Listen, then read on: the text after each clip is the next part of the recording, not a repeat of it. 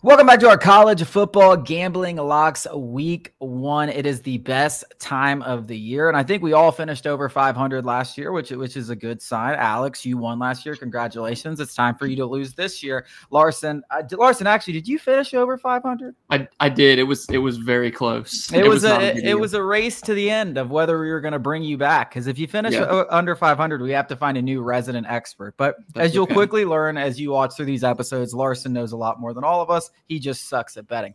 We'll start with the Thursday night games. We're going to skip over a few of the crappy ones. We'll go to UNC and Minnesota, two proud programs battling it out on Thursday night to kick it off at 8 o'clock Eastern time. Yeah, I'm leaning Minnesota here. Minnesota home dog. They're returning a lot of the starters on the O-line, a lot of the running backs. I'm not a big believer in UNC this year. Doing a 2-quarterback thing on the road. I'm going to lean Minnesota here. I'm not going to make that an official play, though. Mac Brown doing a 2-quarterback system. Minnesota, 300-1, I believe, to win the Big Ten. So if you like Minnesota.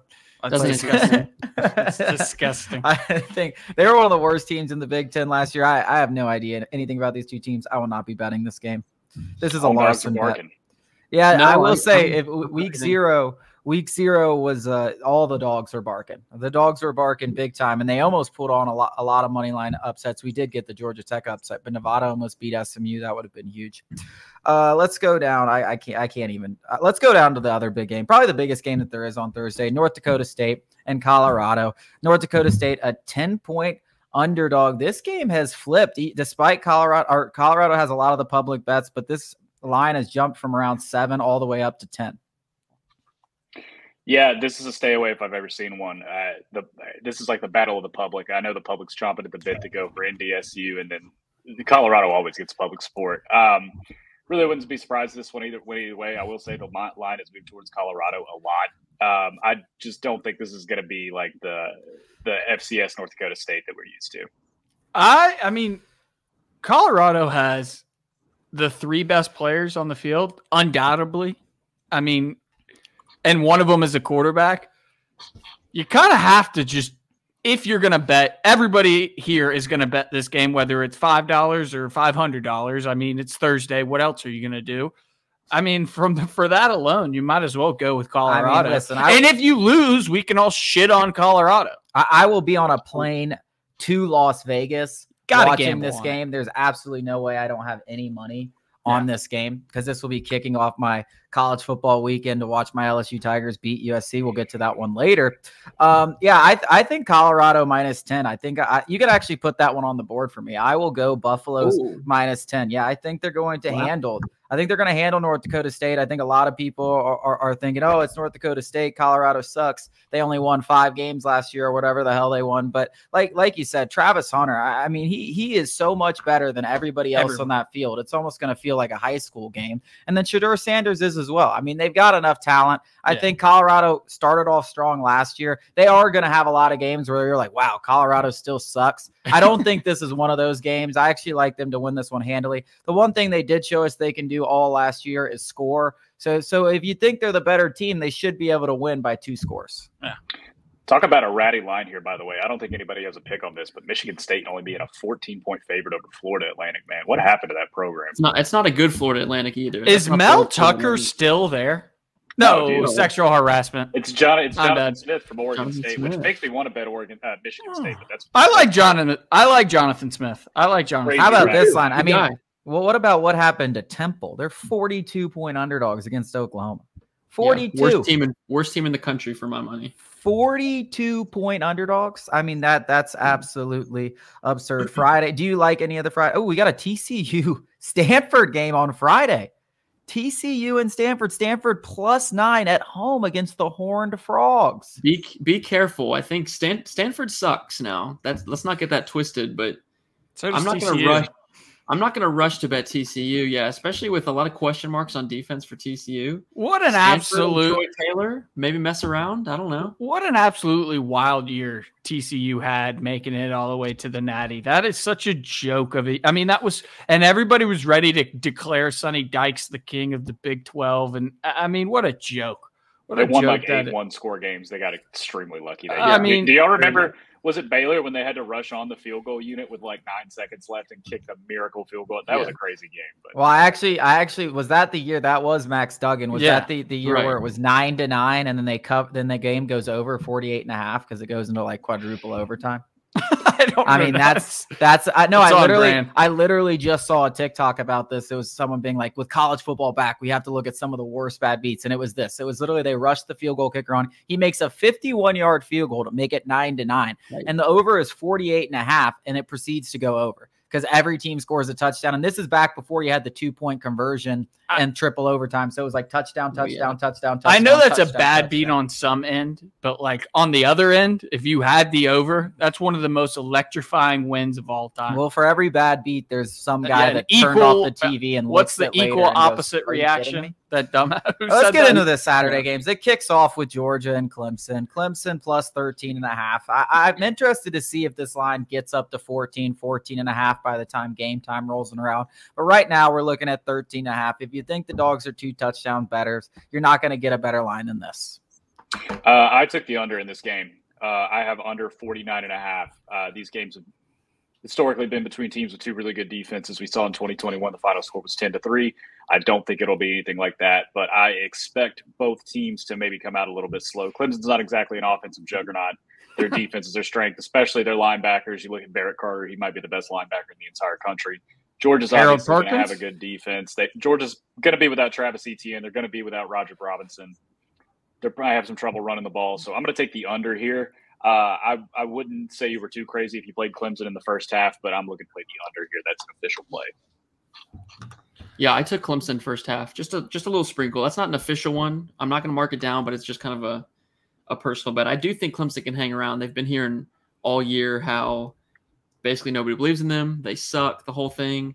Georgia's dealing with suspensions and whatnot. I think Clemson can keep it close. Just a little bit. I'm a little nervous. I'll go. I could see 29 to 29 or 28 to 17, like 11 points, where there's a lot of money on Georgia spread, but they still win. I have 2 official plays here. I'm gonna follow you on the under 49, and I'm also gonna take Clemson plus 13.5. I think it's gonna be like 27-14. I think it's gonna be somewhere on the number. I definitely think it goes under. I think you're right. They're gonna have a tough time. I mean, listen, like Georgia's offense, it's good, and Carson Beck, I think, could be the best quarterback in the country, but it struggled at times, especially in games that weren't at home. Wouldn't be shocked to see that. I like Clemson in the first half too. Like I think Georgia's going to pull away, and it's not going to be a game where you're like, wow, that was really close. Like maybe Clemson gets a late score and makes it a 1-score game. I think it's going to be 2 scores in the fourth quarter, but I think it goes under, and I like the 13.5 with Clemson. Yeah, I've been saying all week, first half Clemson's the play, but I'm all over Georgia 13.5 because I think exactly how Chase just said, like, Clemson, who are you? I mean, Garrett Riley, we know who you are. K-Club, we know who they are, that they're going to be a very good defense, and their offense is going to bore us to sleep. Georgia, I think we know exactly who they're going to be, who they've been the entirety of the Kirby Smart era. If they come out slow, which I expect a little bit, it's going to be more so Clemson's defense being good more than Georgia's offense being bad. Over the course of a full game, everything, cream rises to the top. I think Georgia coasts, like you said. I think Georgia coasts, but I don't think it's going to be a 1-score game. I think they end up covering. I do think Clemson first half is a play because Clemson's defense has always been good. I mean, they not like Florida State. They actually have a good defensive line. Georgia might have one of the best offensive lines in the country. So I get the running back issue, not have a lot. But if there's one thing you don't need to worry about with Georgia, they got another, All-American waiting in the wings somewhere. And especially with that offensive line, they're going to have their hands full with Clemson's defensive line. But if you're worried about a Kirby Smart team getting up, I don't know what to tell you. I mean, if anybody knows what Clemson means to Georgia, Kirby Smart does. I'm all over Georgia. I don't think it's going to be close at the end of the game. First half, Georgia fans will probably be sweating a little bit, poopy in their pants, but end of the game, they'll be like, I told you so. All right, well, I'll be in the building, and real quick, last thing on this game for me, if you can get it, Nate Frazier to score a touchdown. I like it. The big thing here is where's the transfer portal hurt Clemson the most? It's depth. Georgia has obviously way more depth than Clemson. I could see Clemson keeping it close first half, second half. That depth kind of makes a factor, pulls away. So I agree with all that. I mean, Georgia's just a better. Clemson has a great roster, but Georgia's got the best roster in the country, arguably, and eventually it's going to flex its muscles. I mean, Ohio State, Georgia, yeah. I mean, I don't know what you're talking about. Stop fucking sandbagging. Georgia's great. This is a family program, man. Come on, not anymore. Best coach, best quarterback. Has to Auburn this game up. Yeah, that's what I'm looking to see. I'm looking to see if Garrett Riley and them can have a few tricks up their sleeves. Their defense obviously has to play immaculate, but they have to not turn the ball over and come up with some sort of trickery, misdirection, whatever it is, to get a few chunk plays. If they can do that, they can keep it close. I think they're going to do that, having all this time to prepare. But who knows? I mean, Georgia could definitely cover the spread. Virginia Tech and Vanderbilt. Now, this one's interesting. That's crazy. Only 13 points. I mean, Virginia Tech has been a popular pick. I'm not sure why, to win the ACC. If you like somewhat long odds, I think they're 10-1 to win the ACC. I mean, they haven't won more than 6 games, it feels like, in a decade, but I guess a lot of people are high on them. This is also the best roster they've had in a long time. You go ahead, Jake. This is the best Virginia Tech roster in a while. Yeah, no, I have both these teams win totals. Kyron Drones is going to be the difference. Learn the name. He's a great quarterback. I do think Vanderbilt will be better. I don't think they win this game, but 13 points is mighty suspicious. Yeah, that's crazy. Suspicious. Seeing any Power 5 school under 2 touchdowns over Vandy is head scratching. Very, very. I'm staying away with that. Don't know enough about those 2 teams. Connecticut and Maryland. Once again, mighty suspicious, considering UConn could be the worst team in the country. I had Maryland originally, backed off this one because I will be at Mercedes-Benz and I'm not even going to be able to watch it. So I'm off this one for now. Coward, you have to watch a game to bet on it? Well, what's the point? He does this all the time, man. Jake's always been this guy. Leaving money on the table.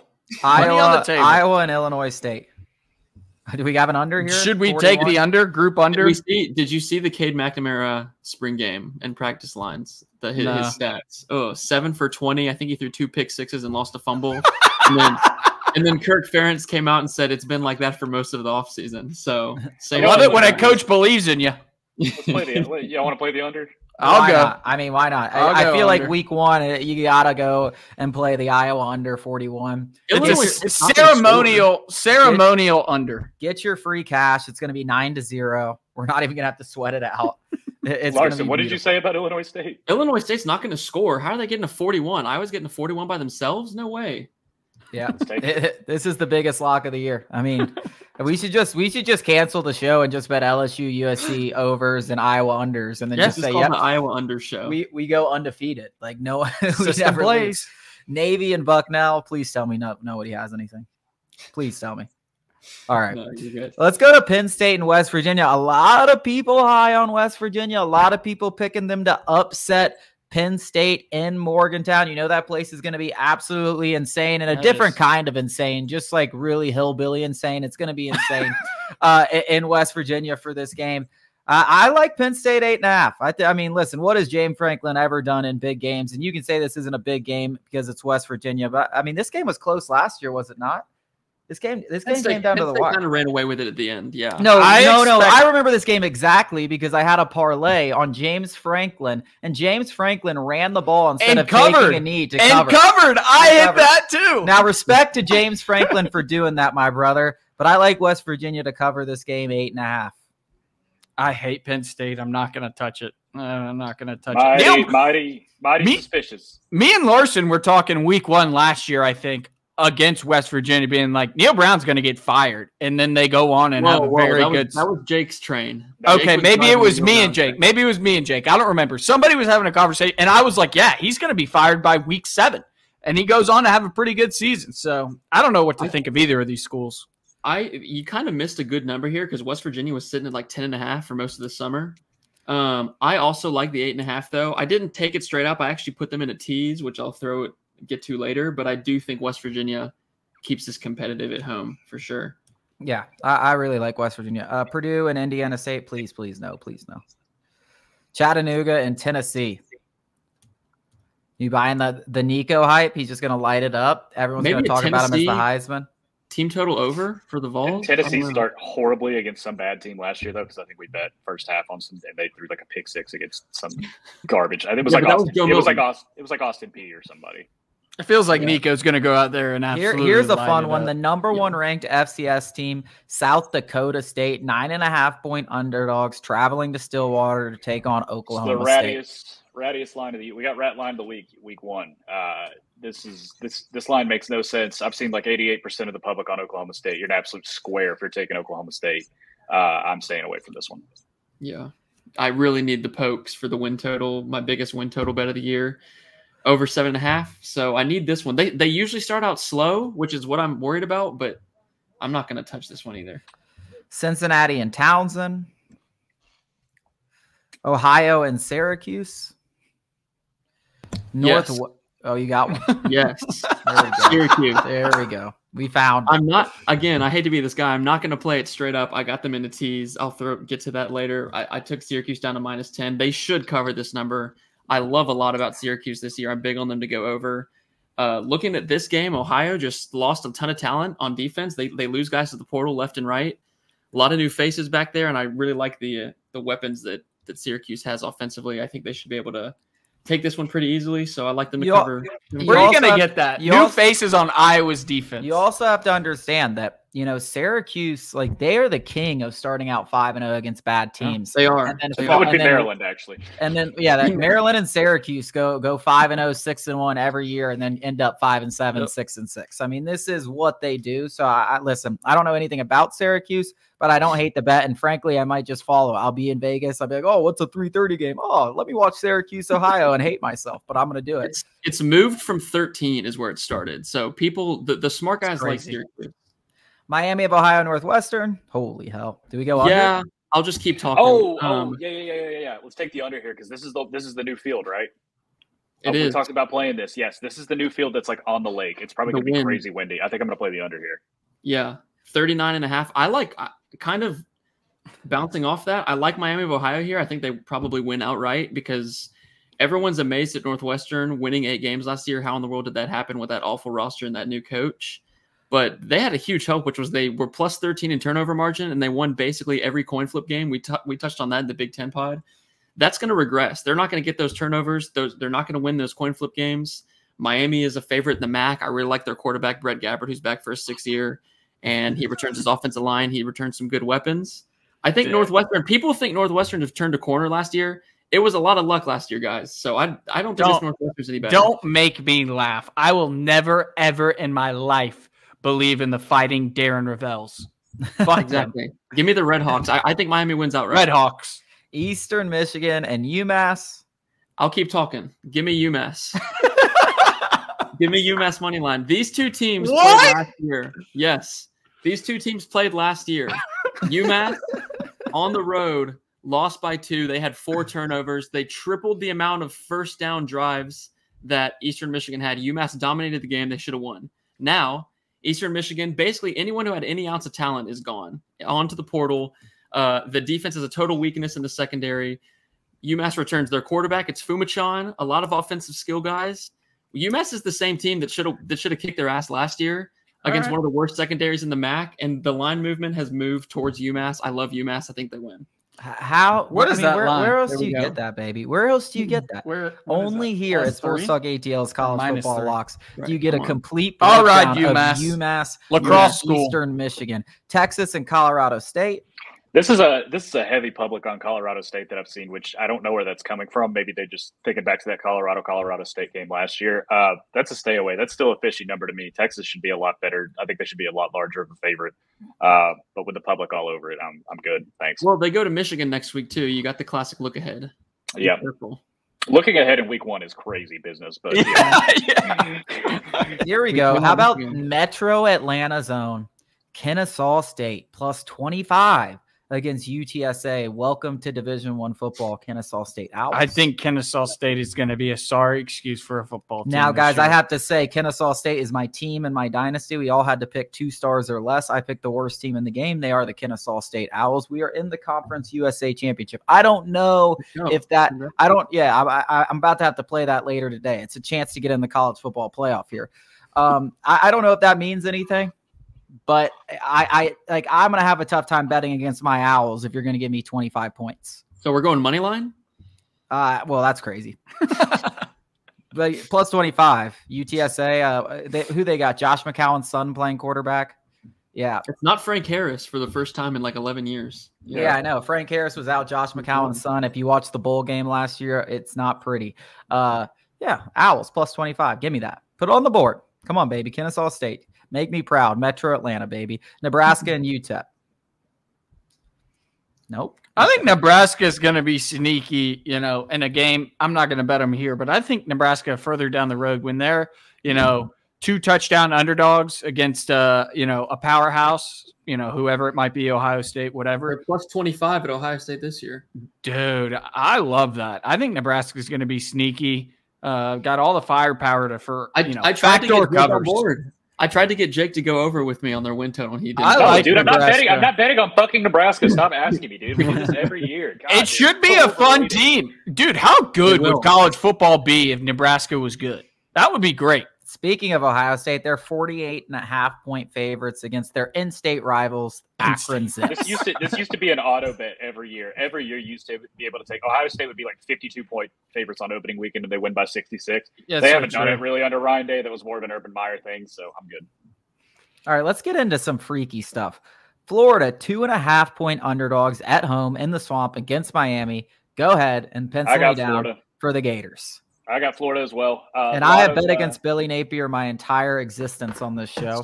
That's true. I'm going against the grain here. Yeah, I'm not buying Miami. My model has calculated Ben Hill Griffin Stadium as a 5-point advantage. So Florida should actually be favored in this game. What did you just say?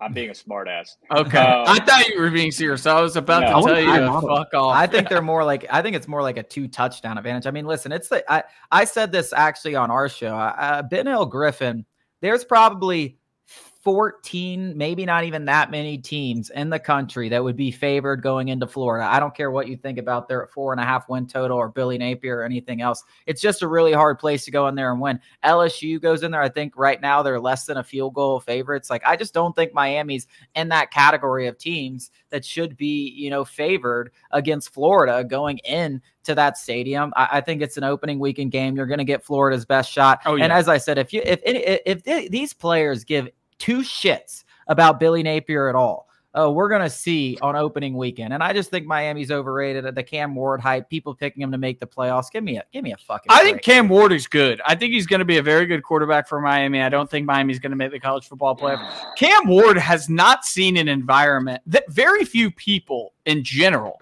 have seen an environment like the Swamp is going to be.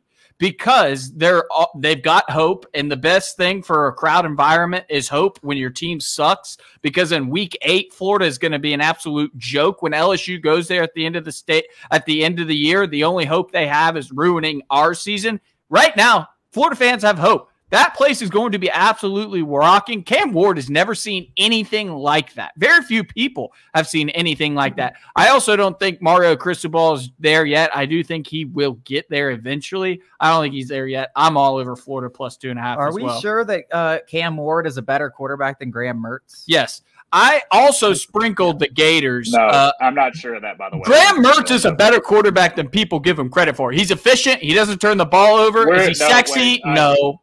I misheard you. No, I think that Graham Mertz is probably better than Cam Ward by a little bit. That's what I said. I said, are we sure that Cam Ward is better than Graham Mertz? And I said, no. And I said no. Alex just freaked out on me because he's a little sexy. No, I was talking to Chase. Cam Ward is definitely a better quarterback. I just said Graham Mertz gets disrespected in the SEC. Efficient, doesn't turn the ball over. Yeah, it's a good quarterback. We'll find out about Cam Ward this year. If I didn't have Miami win total over and Miami to make the playoff, I would bet Miami here. You have Miami making the playoff via ACC or just make the playoff? That's all. Wow. I'm buying in. What do you think? Like, what is their path? I mean, I think the path is they win the ACC, or if they have one loss and they lose in the conference championship, maybe they stay in. But I love the roster. Cristobal sucks, but I love the roster. Cristobal doesn't suck. What? Yes, he does, dude. I can't buy into Cristobal, but I'm buying into the roster because it's the best roster they've had in a long time. All right, let's move it. So you're pretty much thinking, hang on, back to this, Mario Cristobal. You think anybody can go to Oregon and be successful? Because I don't. I mean, he's got good wins, but just like take a knee. Imagine how his perception is. Holding one mistake against a guy. FIU and Indiana. That's a true gambler's. I like Indiana. I was just about to say I like Indiana. Florida International is really bad, and I think Indiana is going to have some spunk this year. I mean, they took all these players from James Madison. You think James Madison last year would have been a 21-point favorite over Florida International? Florida International is not good. They have no talent. What's the SpongeBob? No talent. That's all I got here. Give me Indiana minus 21. ETSU and App State. Nothing. Boise State and Georgia Southern. I am just going out on Jake, you should also be riding with me on this right now. Georgia Southern hosting Boise State. Boise State is the better team in every single aspect, better coaching probably too. But you got Boise State coming to Statesboro. Come on. The only thing I'll say here is that is a suspicious line for a team that everybody seems to be picking to win the G5. Every single playoff prediction I've seen has Boise State penciled in as 12. Right. I'm not too sure about that. I feel like picking a G5 at-large winner is like, you're picking names out of a hat at that point. It's going to be somebody we don't expect. So I don't know. People seem pretty confident it's going to be Boise State. I don't feel as confident in them. So we'll see. I don't know. Like I said, this is a low line for home dogs. Yeah, everybody is shitting on Georgia Southern and how they can't, do this, they can't do that, and everybody is all over Boise State, and it's only 13 points, and they got to come to Statesboro. Those boys aren't ready for the humidity out here. That's I'm going to be the guy that takes Boise. I mentioned a tease earlier. I teased Boise. I don't know anything about these teams though. Boise, I like the matchup on paper for Boise specifically. Like, they have a very good defensive line that gets a lot of pressure. They did last year. They return all those guys. And then you look at the Georgia Southern offensive line that basically returns 2 starters, not a lot of career starts on there, a lot of new faces. And I think it's a slight down year for Georgia Southern. There's still some quarterback questions there, I think. I like J.C. Fritch. He's got some stuff. Yeah, he's nice. And the Boise travel thing is probably real. But this line has also moved a lot. I want to say it opened like -8 or -9. And so I'm going to trust Boise. They have one of the G5's best offenses. I'm going to trust them going on the spot. But I teased them down to -4. So I'm going to Savannah this week. I may drive over to Statesboro just for this game. Just watch the game. South Carolina and ODU. 21 point favorites over ODU. Wow. I'm not high on Carolina, not very good. But Carolina's not very good. But Old Dominion is one of my favorite unders for the season. They could legitimately win 1 or 2 games. I think Carolina should name the score here. They should. South Alabama and North Texas. I kind of like North Texas. It's not official, but South Alabama's losing a lot of pieces. They had a great defense last year. Losing a lot of pieces. Obviously, we know. Kane Womack, their head coach, went to go be the defensive coordinator at Alabama. So, but North Texas has a very good offense. I was surprised by this number, and I think it says that there are sharps on North Texas. I'm gonna probably end up taking North Texas. Richmond and Virginia. Now wait a second. Hold on. Wait a second. Are you serious? You're gonna skip over UC Davis and Cal? All right, how dare you? Let me try to cook here. Jake, I mentioned earlier there's one FCS team I really like this week. I like UC Davis. I took them plus 23.5, and I'll take them again at plus 20.5. Against Cal, these two teams played 2 years ago. UC Davis covered. They scored first in the game. They were in the game with a chance to cut it to 3 in the third quarter. They basically played an even game to Cal on paper. Cal's 1-5 against the spread in their last 6 games against FCS teams. UC Davis's head coach resigned in November, but he stays on as an assistant. Who do they go get? They go get Tim Plow, tight ends coach from Cal, a guy who knows Cal very well. Who was UC Davis's biggest transfer addition in the offseason? It was Tyson McDaniels. Yes, that Tyson McDaniels, the DB from Cal, guys who know Cal well. Now, Jaden Ott is really good for Cal. He's a very, very good running back. UC Davis is going to have a lot of trouble trying to stop him. But Cal has not named a starting quarterback yet. They have a wide receiver core that's full of transfers, and their offensive line was absolutely horrible last year with really no signs of improvement. Their defense was bad. They gave up 32 points per game despite forcing the most turnovers in the country. So what's going to happen when they don't get those turnovers? I think the defense is going to take a huge step back. UC Davis is ranked 17 in the FCS. This is a good team and probably the best FCS conference. They play Montana, Idaho, all the good teams. Cal goes to Auburn next week. A big game, a big SEC game, a game they lost by 4 at home last year. Maybe a little bit of revenge on the mind, but they're looking ahead. They're not looking at this game at all.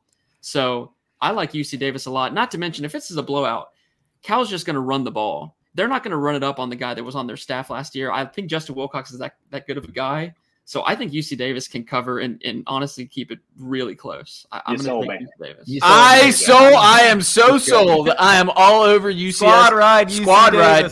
Let's go. Put it on the board. Dude, Larsen has been in the absolute laboratory this offseason. Well, it's funny because last year he just had the worst year. He would do something like that, and then they'd lose by fucking 49. It's going to be 35-0 at half Cal. Like, I actually remember betting on, like, North Texas against Cal last year. That was actually my pick, unfortunately. Yes, we had a great rationale behind that. Liberty and Campbell. The Camels. If we're skipping this, by the way, I just want to point out that Mississippi State's only a 25.5-point favorite over Eastern Kentucky, and that's fucking pathetic. I did skip it. I am going to skip a few. If you see one that I skipped, Nevada and Troy. This line's getting a little bit low. I'm looking at Troy. Troy's good, okay? And I know Nevada played a great game last week, but now they're going to Troy. Troy's got some tape on Nevada now, so that line's getting a little low. If it gets to 8, I'm going to take Troy. Alabama and Western Kentucky. TJ Finley, baby.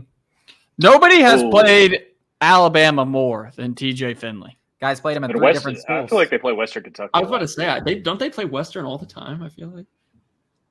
They do. Middle Tennessee State and Tennessee Tech. Nope. Tennessee Tech, home of Buster Skrine, Etowah alumni. Sam Houston State and Rice. Dude. I'm going to take a flyer. Tech. Oh, Chattanooga, you're right. I'm going to – wait, who? Oh. Buster Skrine went to UTC. Nothing. Who gives a shit? Sam Houston State and Rice. I'm taking a flyer on Sam Houston plus 11.5. If you remember last year, first season in the FBS, they went 3-9, but they lost seriously every single coin flip game in the unluckiest ways. Quarterbacks fumbling read options, giving teams touchdowns. Crazy things. They went to Liberty and lost by 4. They went to Western, they lost by 5. They were a good team last year. They just literally had all their luck go against them. They dealt with a ton of injuries too. They lost their best wide receiver. He's back now. He's healthy. Their coach, Casey Keller, said that they have improved a ton over the offseason. Obviously, he's going to say stuff like that, but I believe him. They improved a lot towards the end of the year even. And Rice, a lot of new guys, new quarterback, new weapons, new offensive line, new faces on offense. I'm going to trust that the close losses will turn into wins. If Sam Houston can learn how to win, they'll be fine. But I think 11.5 is too much. So give me the Bearcats. Eat them up. Eat them up, Cats. Ole Miss and Furman. I got Ole Miss first half in this game. I think they try to run it up early, get out of there. Furman is just an FCS team that is returning, I think, 6 total starters from both sides of the ball. I think 3 on offense, 3 on defense. Ole Miss should roll them. If they don't, they got bigger problems. You have Ole Miss first half on your book? Because I love that, but I don't know if I will have that. It'll pop up. It'll pop up on Saturday morning, but it's an official. I love that. I'll take it at whatever number it is. I'm going to put that on the board as well. Houston and UNLV. I have UNLV plus 3. I got them at plus 3. This line's down to 1.5. Houston. I mean, UNLV was one of the better G5 teams last year. They did lose their quarterback to USC, but they covered every game. Yeah, they did. They covered every game. I think they were the best team against the spread last year, statistically. Willie Fritz in Houston now. I don't know how good they're going to be that first year. I love Willie Fritz, but let's be honest, I don't know if they're going to be just a powerhouse coming out the gates. Give me UNLV on the road. 3-point dogs. I think it's down to 1.5, so I'm liking that bet. Fresno State and Michigan. This is weird. That's another rat line. This is so weird. Fresno State's coach retired like fairly recently, though, right? Yeah, like 2 weeks ago. Yeah. Maybe not 2 weeks ago. Within a month. I'm so low on Michigan. I'm not going to bet them this week, but I think I'm going to bet them next week when Texas goes up there. I don't think Michigan's going to be good at all. I don't believe in anything they've got. They got drama. They got to replace a coach, replace a quarterback, a dozen other starters. I mean, they're going to be a four-loss team. They don't even know who their quarterback is yet. I don't think it sounds like they can't really get it. They're going to go with that running quarterback, I thought. Well, I think they like the other guy. I can't remember his name. Who was Orji was one, but there was another guy. I was going to take Fresno here because I really think Fresno's legit good. They probably have the best quarterback in the Mountain West. 21 kind of seemed like a lot. I ended up taking the under. I teased it. This is what I teased with West Virginia. So I got West Virginia plus 15, and I have this under at 53. Just because I think it's Michigan will run. They will run the second half when they have a lead and the game's over. So I like that. I like that. Their defense is UCLA going to be good and again. Hawaii. This is probably my favorite pick of the week. I'm going to go Hawaii plus 14. Say it with you guys. No talent, no talent. UCLA is not good this year. Deshaun Foster is in his first year as a coach. I don't really know if he knows what he's doing. UCLA just doesn't have good players. They're going to the island. Hawaii can throw it around a little bit. Give me the Rainbow Warriors, baby. I'll buy it. Yeah, I very much agree with Hawaii. I'm not going to be totally thrown off of last week, but they looked very kind of just flat and uninspired against Delaware State. They knew they could come out and win and not have to work hard. I'm not going to go overreact to that performance. I do think 2 touchdowns is a lot, especially with kind of how they play, spread it out, a lot of throwing the ball. And that UCLA defense that was really good last year, that is gone. The DC took all of their good players to USC. It's a brand new roster. Yeah, not sold on anything on UCLA's roster, especially their coaching staff. Now you got to go out to the island. Not a very good fit. So I like 14. I like UCLA. I think they can win, actually. I think they can win outright. Hawaii, sorry. Oregon and Idaho. Nothing? No. Notre Dame and Texas A&M. My game of the week. I have Texas A&M -3, and I also have the under. I expect A&M to actually handle Notre Dame, who apparently is starting 3 sophomores and 2 true freshmen, or I don't know if they're true freshmen, but 2 freshmen on the O-line. First game at Kyle Field. Good luck, kids. I see a lot of false starts. I see a lot of plays going in reverse. I just like Texas A&M to win, and I like the under too. I don't think this is going to be a high-scoring game. Maybe the best defensive line in the country against a very inexperienced O-line. I think that's a recipe for a -3. Yeah, I'm so back and forth on this game. Like, I feel like it's going to come down to the last possession either way. I almost like – I feel like if Riley Leonard has a chance, just being the gamer that he is, he might pull some magic, a little magic rabbit out of his hat, and Notre Dame will escape with a victory. But I think the thing that makes you want to bet Texas A&M the most is like, which one of these teams do you expect to win in a blowout? And I think the answer is Texas A&M, right? Yeah. Like, I don't see any way Notre Dame marches into A&M in Elko's first game and just goes out there and beats the break off of Texas A&M. Riley Leonard has, I mean, other than maybe Death Valley, but that we talked about it, Duke going to Clemson is much different than Notre Dame going to College Station. I mean, that place is going to be a rockin'.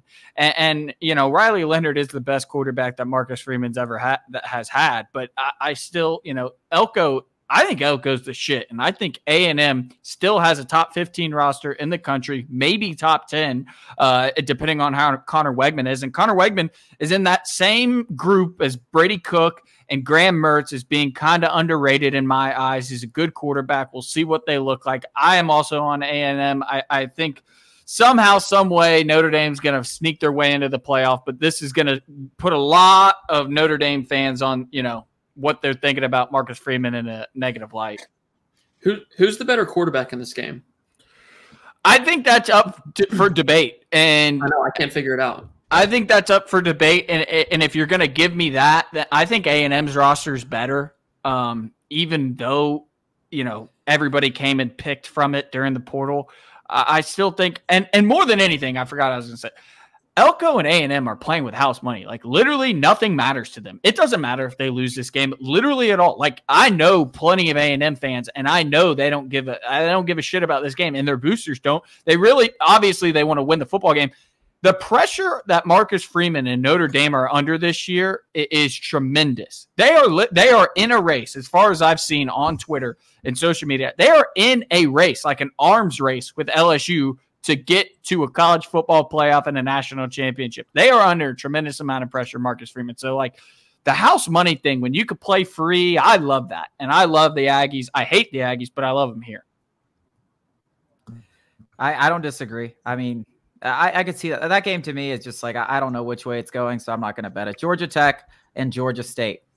I kind of like the under here. Haven't placed it yet, but 2 teams that are probably going to be running the football. Dale McGee, running backs coach from Georgia Tech. Clearly, big fans of running the ball. That's his fast game to me. I love Brent Key and I love Georgia Tech, but I wouldn't be surprised if there's a little, you know, hangover come down off the high. Yeah. I mean, also traveling back from Dublin. Like, it's definitely been a weird few weeks in terms of travel and what's going on. And then you get a big win. I mean, if there was ever a hangover spot, this would be it with Georgia State. Brent Key is Alabama through and through. You know, he's a Saban guy. If anybody is going to be like, hey, back to work, I like Brent Key. I think he's going to do great things. Do you like any of these late night games on Saturday or before I get into LSU? Yeah, and I'll rapid fire. James Madison -8. James Madison or Charlotte's coach came out and said over 50% of his starters are injured. I'll take James Madison. They still have some talent. Give me Wyoming +6 against Arizona State. Maybe the best G5 team against maybe one of the worst Power 5 teams. And watch out for Florida State, Boston College. That's the rat line of the week. Vegas is going to make all their money back. They lost on Florida State last week. I do agree. James Madison Charlotte was weird. It opened JMU -11. It went all the way down to like 5.5. And then, like Jake said, Biff Poggi came out and basically said we have a ton of guys who are injured. That line quickly shot up. So I grabbed it at 6.5. I think JMU should win. Wyoming at Arizona State. I'm so off on Arizona State this year. I think they will be very, very bad. Meanwhile, I like Wyoming a lot. And it's a Wyoming over and an Arizona State under for me in terms of win totals. So I am going to probably buy a 0.5 point to 7 for Wyoming and take them because I think they can win outright. That's it for Sunday or Saturday night. All right, and then Sunday, game of the week, right? LSU and USC. Now this line almost got up to 7. It was at 6.5 for a while. Now down to 4. Seems to be dropping by the day. Seems like the sharps are starting to say what me and Alex have said about LSU for a while, which is I don't really understand why they're a touchdown favorite in this game. I mean, they're two teams in very similar situations. Great, a lot of offensive talent. And absolutely no defense. And people just expect the new coaches to come in at LSU. And maybe by the end of the year, this defense can be average or above average. But week 1 against USC and those receivers and Miller Moss and Lincoln Riley, I mean, it's a tall task. I mean, the last time I saw LSU, they were giving up 400 yards to Wisconsin, who didn't have a pulse in the Big Ten to move the ball at all. So listen, I love LSU. I hope they win this game. But when it was at 6.5, I would have said, USC. Now it's getting down so low that I don't even know if the points. You almost might as well money line it. But you know what I'll say about both of these teams? I'm betting the over in this game, 64.5. I think the only way it potentially goes under if LSU really puts an emphasis on just running it down USC's throat, which I do think will be the game plan. But even still, I think there's going to be so many big gains in the running attack. Like we've seen, every Lincoln Riley defense has trouble stopping the run, and it's almost more effective to run it for 50 yards than pass it for 50 yards because they're so bad in the trenches. I still like the over in this game. I wouldn't touch the spread either way. Just too many unknowns for both of these teams. Yeah, Blake Baker's going to be a big upgrade over Matt House. I think a common house cat would be an upgrade over Matt House. Yeah. So my only comment here is LSU has screwed me twice on opening weekend 2 years in a row, so I'm off on them. Yeah, learn your lesson. I mean, LSU is – I would be very shocked if LSU covered this spread. I don't know where the disrespect is coming on Lincoln Riley from. I mean, I have no idea this guy could turn shit into a Heisman Trophy winner. I mean, he is the best offensive mind in the country. Is he ever going to win a natty? Probably not, but he is damn good at turning quarterbacks into number 1 overall picks. We saw Miller Moss throw a gazillion touchdowns in that bowl game. I fully expect USC and Lincoln Riley to have their way with an LSU defense that nothing changed other than a slight makeover with Blake Baker, Bo Davis, a couple other position coaches. So nothing changed more than that. Like Chase said, do I expect him to be better? Absolutely, because they literally couldn't be worse. Matt House doesn't deserve a job. Somehow he got a promotion. Will they be better at the end of the year? Absolutely. Will they be better after 6 months of just, in a controlled environment? Absolutely not, especially against Lincoln Riley and USC. I mean, the over is the play. If I was betting the spread, I would still bet USC. I think sprinkling USC money line is worth maybe the sprinkle. We've seen Brian Kelly stumble in back-to-back season openers, and now we have a guy in Garrett Nussmeier and a whole new defensive staff. Asking LSU to get on the same page quickly is a tall task. I would not bet LSU at all. Over. See, sounds like y'all are on the over. I don't blame you, obviously. I'm all over the over. I'm just thinking, because I like Blake Baker too. Can the defense get worse? No. The defense can only go up. And same thing with USC. Same thing with USC. I actually like a lot of the defensive hires that Lincoln Riley made in terms of coordinators. Like Danton Lynn's a great hire. He brings over some good UCLA defenders. And then I just think that LSU offense is bound to take a step back. It actually made me look at it and wonder, is there a possible under? I'm not going to bet that, but the thing that I am banking on, and yes, of course, LSU's offense is going to take a step back because it literally couldn't be the greatest offense in LSU history. But what they do have is arguably can go toe-to-toe with any offensive line in the country, 2 first-round tackles. Garrett Nussmeier, he's obviously, there's going to be a learning curve, absolutely, but what better defense to go against USC? He's going to have all the time in the world. USC might be an improved defense, but Garrett Nussmeier's not going to be under pressure the entire game. And what does LSU do? You could shake a tree in Louisiana and a first-round wide receiver is going to fall out of it. Kyron Lacey, C.J. Daniels, whoever it is this year, they're going to be able to throw the ball. I'm so sure of the over. It's going to be an under. I mean, listen, it definitely could go. I mean, 64.5 is just not that big. And that might be a sign of why you probably are thinking under. And I do think both what you said about LSU's offense, USC's defense being improved, LSU's offense taking a step back, LSU's defense improved. All that makes it all sounds fine and dandy, but in week 1, there's going to be fireworks. I also really believe in Nussmeier being a potential Heisman. They're on turf. They're in a dome. I mean, they only have to get to 30. We're not asking them to get to 40. Yep. Only one team's got to get 35, and we think it's going to be a close game. I still feel pretty comfortable with the over. Who do you think wins? LSU in a close one. I mean, if I was actually betting, probably USC, but I would never say that out loud. You just did. LSU 35, USC 31. If it finishes right on the number here at 4 and it barely. I was about to say you predicted it under. No, it's at 66, 64.5 right now is the total. So that's it though. Week 1, let's make some money, baby. Let's make some money. We'll be back week 2, break down our bets, and hopefully have a better of an idea of what all of these teams are going to look like moving forward.